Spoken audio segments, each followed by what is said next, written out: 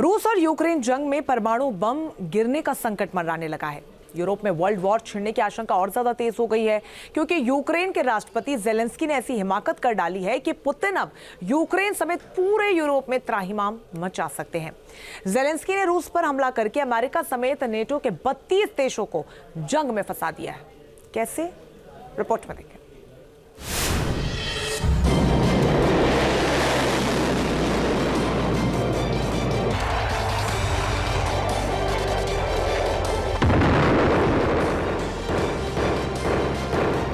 क्या हिरोशिमा का इतिहास दोहराया जाएगा?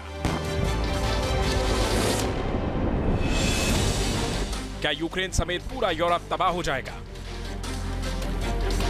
क्या रूस अब परमाणु बम से विनाश मचाएगा?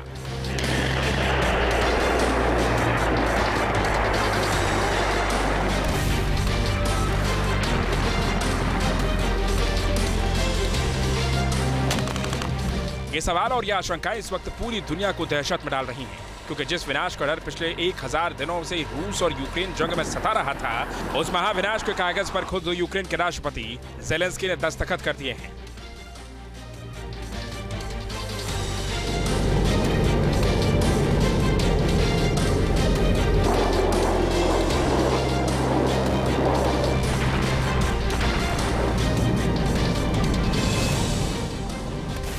जेलेंस्की ने अमेरिका की इजाजत मिलते ही रूस के ब्रायंस्क इलाके में लंबी दूरी की मिसाइल से हमला करके वर्ल्ड वॉर का ऐसा सायरन बजा दिया है, जिसकी गूंज नाटो के 32 देशों में भी सुनाई देने लगी है।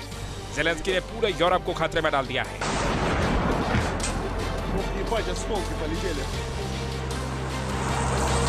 यूक्रेन ने सिर्फ लंबी दूरी की मिसाइलों से ही रूस के अंदर हमला नहीं किया, बल्कि रूस के शहरों बेलोगोरोड और वोरोनेज में भी अब तक का सबसे भीषण स्वार्म ड्रोन हमला किया। एक साथ 45 ड्रोन यूक्रेन ने दागे, जिनसे भारी तबाही मची है।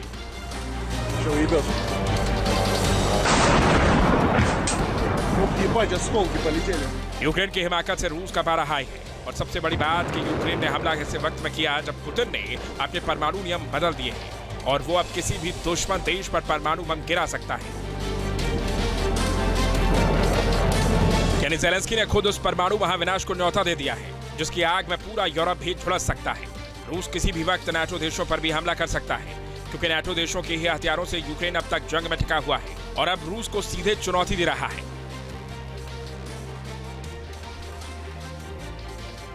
एक्टर और टीवी होस्ट से यूक्रेन के राष्ट्रपति बने जेलेंस्की समझ ही नहीं पाए कि रूस से पंगा लेना उनकी सबसे बड़ी भूल है। जेलेंस्की जंग में भले ही खुद को योद्धा मान रहे हैं, लेकिन जंग की शुरुआत से ही उनकी एक गलती ऐसी रही है कि आज दुनिया वर्ल्ड वॉर के मुहाने पर खड़ी हो गई है। साल 2022 से अब तक जेलेंस्की ने हर बार रूस का गुस्सा भड़काने के कदम उठाए हैं। अगर उसकी फहरिस्त देखें तो जेलेंस्की ने नाटो में शामिल होने की जिद पकड़ी। जेलेंस्की ने अमेरिका और नाटो को दखल देने को कहा। जेलेंस्की ने रूस के खिलाफ नाटो देशों से घातक हथियार मंगवाए। जेलेंस्की ने क्रीमिया पर कई खौफनाक हमले किए। जेलेंस्की ने अमेरिका से लंबी दूरी के मिसाइल और F-16 फाइटर जेट लिया। रूस जंग के दौरान पुतिन बार बार जेलेंस्की को चेतावनी देते रहे, लेकिन जेलेंस्की नहीं माने, और अब उन्होंने यूक्रेन में एक और हिरोशिमा और नागासाकी बनाने की स्क्रिप्ट लिख ली है, तो नाटो देशों को भी महायुद्ध में फंसा लिया है। अगर रशिया न्यूक्लियर हथियार इस्तेमाल करता है, बेशक वो टैक्टिकल न्यूक्लियर वेपन ही हो, तो फिर लड़ाई का दायरा जाहिर है बढ़ेगा।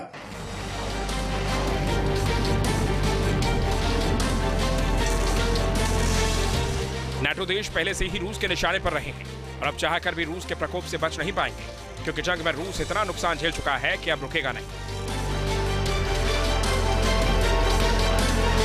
नाटो देश रूस के खिलाफ जंग की शुरुआत से अब तक खरबों डॉलर के हथियार भेज चुके हैं। जिन देशों ने सबसे ज्यादा हथियार भेजे हैं, उनमें अमेरिका, ब्रिटेन, जर्मनी, फ्रांस और नीदरलैंड शामिल हैं। अमेरिका ने यूक्रेन को Patriot missile system, NASAMS missile system, HIMARS rocket system, Abrams tank, ATACMS missile, AMRAAM missile और AIM-9 साइड विंडर मिसाइल समेत कई घातक हथियार दिए हैं। ब्रिटेन ने Storm Shadow missile, Challenger 2 tank, Starstreak missile, Harpoon missile समेत कई हथियार भेजे हैं। जर्मनी ने आइरिस-T missile system, Leopard tank, Gepard tank और स्टिंगर मिसाइलें इसमें भेजी हैं। तो वहीं फ्रांस ने SCALP missile, Rattlesnake missile system और मांबा डिफेंस सिस्टम दिए हैं। इन हथियारों के अलावा भी हजारों मैनपैड मिसाइलें और गोला बारूद की खेप नाटो देशों ने भेजी हैं। डेनमार्क ने अब तक 6 F-16 फाइटर जेट यूक्रेन को दिए हैं। जिससे जेलेंस्की की बातें खिली हुई हैं।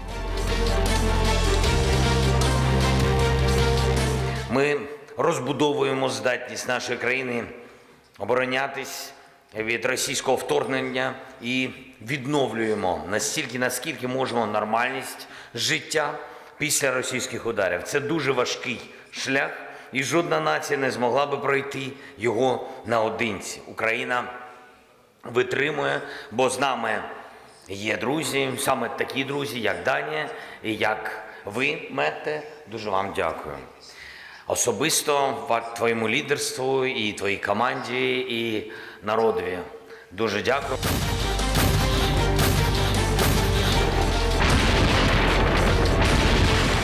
जेलेंस्की के इस बयान से माना जा रहा है कि अब वर्ल्ड वॉर होना तय है, क्योंकि लंबी दूरी के मिसाइल से हमले के बाद यूक्रेन F-16 फाइटर जेट से भी रूस के अंदर हमला कर सकता है, जिससे रूस अब यूक्रेन ही नहीं बल्कि डेनमार्क पर भी हमला बोल सकता है।